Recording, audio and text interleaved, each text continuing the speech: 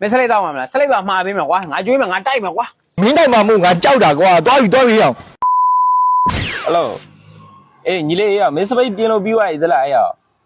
အေးညနေကျရင်ရစောစီးလာယူပါနော်အကွာဆိုင်စောစီးပိတ်ပါမို့လို့အေးပြအေး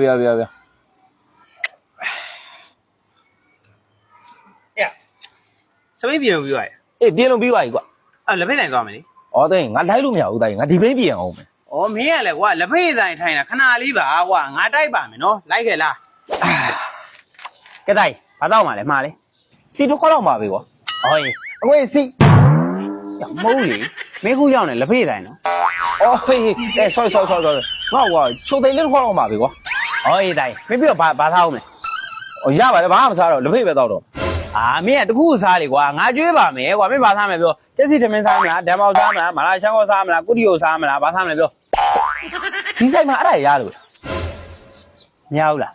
မင်းဟုတ်လေကွာမင်းပြဿနာပဲမင်းခေါ်လာငါ့လက်ဖိတ်ဆိုင်လေကွာမင်းကလေဟောမောက်ရတာကွာဒီတိုင်းမှာရတာတကူမှာလိုက်ကွာဩ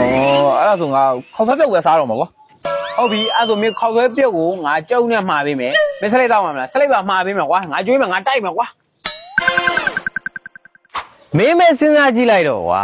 ဒီကောင်းနေထားနေဆိုရင်လေဒီကောလက်ဖေးဆိုင်တော့မြင်ဘူးတာမဟုတ်ဘူးနော်အေးငါခေါ်သွားလို့လေအဲ့လက်ဖေးဆိုင်လည်းထိုင်ဘူးတယ်လက်ဖေးလည်းတောက်ဘူးလေ